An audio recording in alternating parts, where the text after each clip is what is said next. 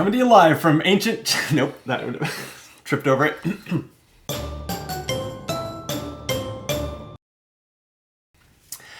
Coming to you live from ancient China before and during the Chu-Han contention. This is Optimal Play. I'm Brandon. And I'm Jordan. And this is totally our first take recording our what we call a casual how to play, where I need to learn how to play Chu-Han, Right. the recent card game by Tom Lehmann. Right. And you know how to play it, and so we're going to figure out something to do with that situation. Although actually you don't need to know how to play it. You already know how to play it, but that's okay. We're going to pretend that you don't, and I'm going to teach you again. Some unpredictable and unpreventable technical issues. That's correct. Okay.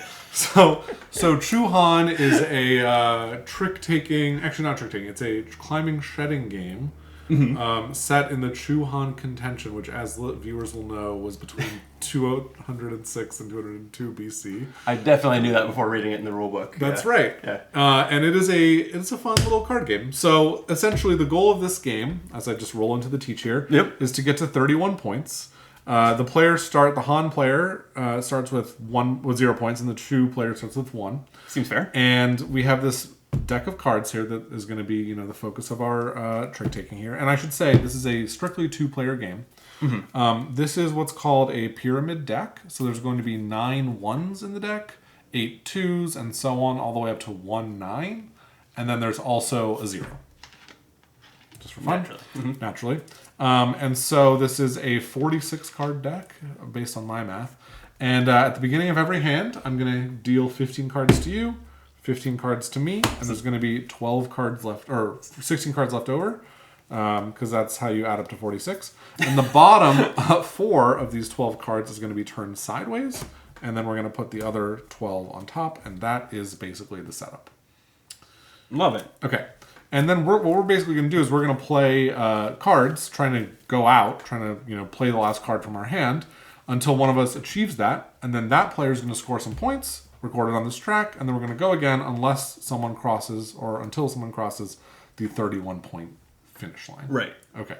So it's multiple hands, scoring points, but and I know this because we had that false start.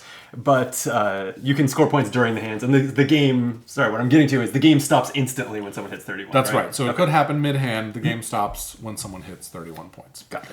All right. So the general convention for this game is we're going to be playing sets. This game doesn't care about runs. It doesn't care about flushes or any other type of hand. It only cares about sets, which are combinations of cards of the same rank played down. So 3 1s, 4 6s, whatever the case may be. And so, at the beginning of every hand, which at the start of the game is just another hand, whoever is behind on the score track is going to get the opportunity to lead first. And they're going to play a set. So, for instance, I could play 3 1s or something like that. Okay. And then the other player is going to have a chance to respond by playing 3 of a higher rank. Or they can pass. So, for instance, Brandon here looks like getting ready to play some cards. I have 3 4s. All right, so he plays 3 4s, and now it's back to me, and I can play... Does it have to be exactly 3? It has to be exactly 3. It can't be 4 4s. It cannot be 4 4s. Wow, okay. Yeah, it must be And exact. it can't be 4 1s. No. You can't escalate it in any other way than rank. The only way is to escalate by rank, that's right. And so then it would be back to me, and, maybe I could, maybe I couldn't. Let's say I can't play on top of these 4s. I would pass, these cards would go away, and then Brandon would get to lead. And we'd keep doing this until someone ran out of cards. At the end of a hand, which is when someone runs out of cards, whichever that player gets to score some points, and they're going to score 1 point per card left in their opponent's hand to a maximum of 5, and then 1 point per writ taken by their opponent during the hand. And we'll cover what these do in a minute. But that's the basic structure. Then we'll shuffle everything back up and go again. Okay? Okay. All right. So now we're going to go into a little bit more detail here. I will say all the 1s, 2s, 4s, 5s, 7s, and 8s are identical to other cards of that rank. But all of the 3s and all of the 6s are unique. The 9 is unique because there's only 1 9. And the 0 is unique. The 0 is a wild. So you can play the 0 as any number into a suit. So we're going to go over those 3s and 6s abilities in a minute. But let's first cover the 2s. The 2s are also special, just like the 0. So all the 2s are the same, but if you play 6 or more 2s down, And they say 6+ arrow VP as a reminder. Mm-hmm. If so, 6 or more, you get 1 point per 2 that you played. So if you played 7 2s, you'd get 7 points, and that could win you the game instantly if you had 24 points. Mm-hmm. And additionally, the 0 can be used as a 2 for that purpose. So that's how the 2s are separate and special.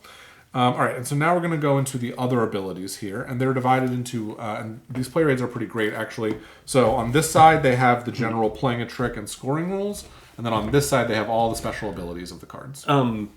Before you get to these, you mentioned getting points for writs, but not why people would take writs. Right, so I'm going to cover that right now. Good call. So on your turn, before you play a card, you can take a writ to draw 2 cards. Which are these QR code looking things. Right. And you get to draw 2 cards off this deck, and there's 12 cards, and then 4 underneath. Those 4 will never be drawn, because there's 6 of these, and they each draw you 2 cards. So only the top 12. Oh, so that's why there's 4 sideways, so you can see like when the deck has run out. Exhausted. Yeah, exactly. Okay. So going back, as the lead player on your turn, the very first thing you can do is play what's called a lead power. And then after that, whether you choose to or not, you can then take a writ. So if you take a writ and draw a lead power, which we're going to cover what those are in a minute, you can't use it on that turn. Right? So it's play a lead power, then take a writ, then play your trick. That's the order sequence. And then, if you're responding, you can take a writ, and then you can play on top, and you can use a power that you drew by taking a writ, I believe. Okay. Because you play those, the play effects happen at the same time as your main play. Gotcha. I believe. So it's a little funky. I think that's right though. There is a little bit of timing weirdness. That's kind of the weirdest part of the game. Okay, so let's cover what the lead powers are, which are here. And I'm just going to tell you like the number of the card it's on, and we'll sort of go through it. So there's Jibu, which is a 3. It lets you, when you lead Jibu, you would play Jibu, just as a reminder. You would execute its effect. Then you could take a writ if you wanted to, and then you would play your trick cards. So even though it's a 3, you don't have to play it as part of a set of 3s. You can play it on its own and then play a set of 6s or whatever the case may be. So this says when you lead, you can look at the top 4 cards of the deck and then put them back. It doesn't let you rearrange them. Oh, yeah, I guess not. UG lets you, when you lead with it, discard a card. So get sort of 2 cards from your hand. I have that right here. There you go. Ying Bu lets you take a 1 through 5 card from the discard and put it into your hand. Li Ji lets you cancel a power. And then Xiao He lets you cancel Liu Ji. So basically cancel the cancel. It's literally what it says here. Cancel the cancel. Right. Yep. Okay, and then, so those are all the lead and react powers. Then we have play powers over here. So Peng Yu lets you respond with an equal rank set. So if Brandon played 3 3s, I could play 3 3s in response. So you would play that card. It will also be discarded, and then proceed with your turn, which allows you to... Do you know, in order to play that card, do you have to then match? Yes. Okay, so you can't play it just to get it out of your hand. That's a good point. In this game, you are never allowed to play a card, I think they say vacuously or something. But basically, you can't play a card for no effect. Gotcha. Okay. So then there's Zhao Hu Ying, which lets you play it when you would pass. You do pass.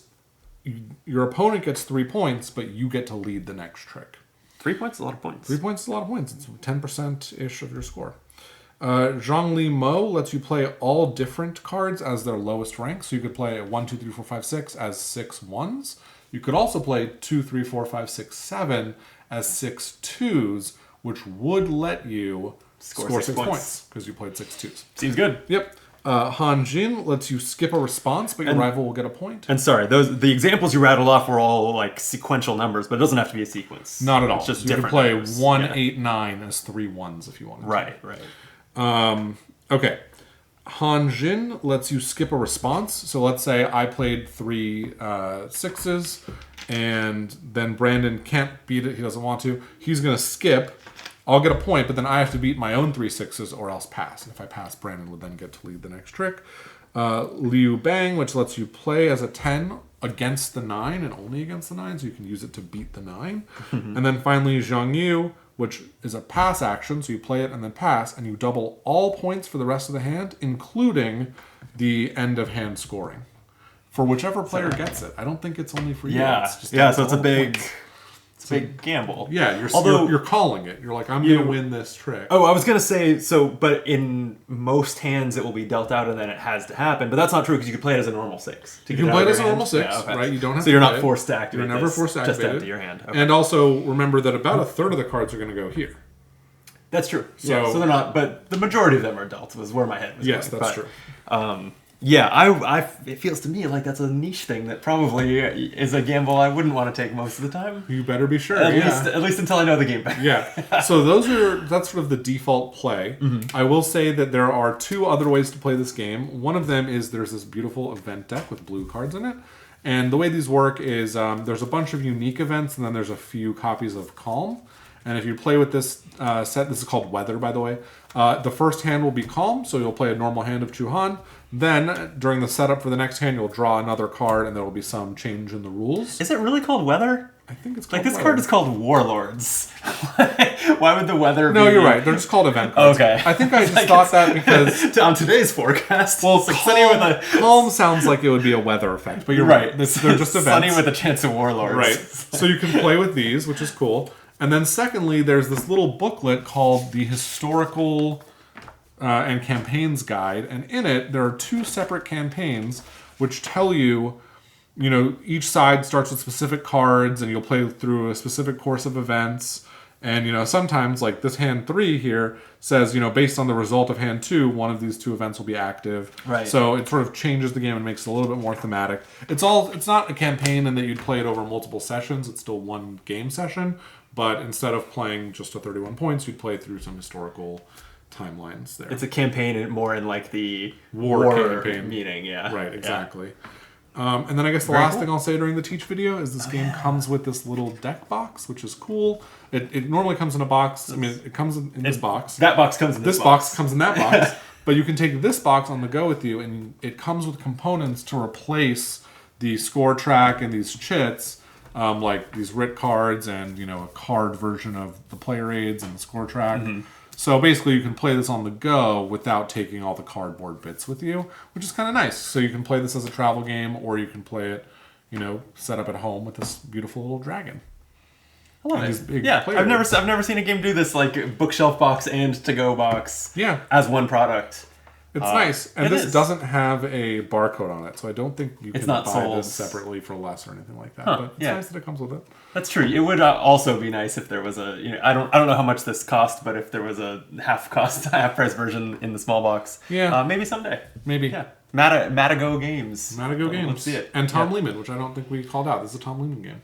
I think we said that up front. No? We have done this twice now. I don't know if we said it in this one. From BGG Hall of Famer Tom Lehmann. That's right. Right. Race for the Galaxy. Recently inducted into the new... Right? It was a new concept, the BGG Hall of Fame, right? It was, yeah. Yeah. Well, congratulations, Tom Lehmann. And thanks for making more... I was going to say more great games. I haven't played this yet. I like it. I think it's worth it. Hopefully it's great. Yeah. All right. Thank you for the teach. Yep. Thank you for watching. If you're watching this the day we posted it, make sure you subscribe to the channel and like the video while you're there. And then you will see our playthrough hit the channel in the coming day or 2. If you're watching this any other time, just click over to the channel and the playthrough is already up. No, actually what happens if you like and subscribe, then you can click over and... Then it will reveal itself to you. Right. Probably if your YouTube algorithm is working well, it'll probably just autoplay into it too. There you go. That's an option. Okay, thank you for watching. Subscribe for more how to plays and playthroughs on Optimal Play. Jordan is on the Game Brain podcast if you want to hear more from him, including their Game of the Year awards. Is awards accurate? Yeah, I think so. I think Game of the Year podcasts. Game of the Year awards. Yeah. Okay. We gave out Game of the Year. We also gave out some fun awards on the side, like most surprising game or whatever the case may be. So it was really fun. Check it out. It's a good episode. You can get that anywhere you get your podcasts, I think. Right. All right. We will be playing this and see you there. Until then, be optimal.